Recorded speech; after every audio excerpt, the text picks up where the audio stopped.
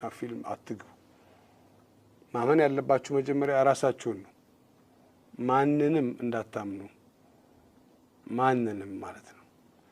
ያ ደግሞ ህዝቡን አላልኩም ተመልካቹን አላልኩም በዙሪያችሁ በአካባቢያችሁ ያለውን በዚህ በሙያ ውስጥ ያለውን ነገር እኛ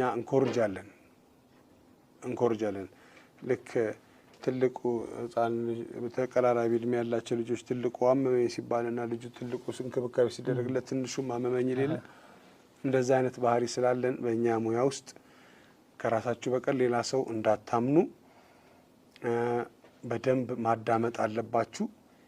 የማያስፈልጋችሁን ነገር በጭራሽ እንዳትሰሙ።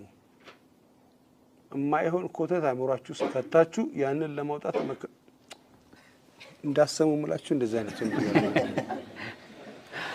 እና ኮተት ይሞላና አእምሯችሁ ውስጥ ከዛ በኋላ ትክክለኛው ነገር ሲመጣ ለማስገባት ትቸገራላችሁ።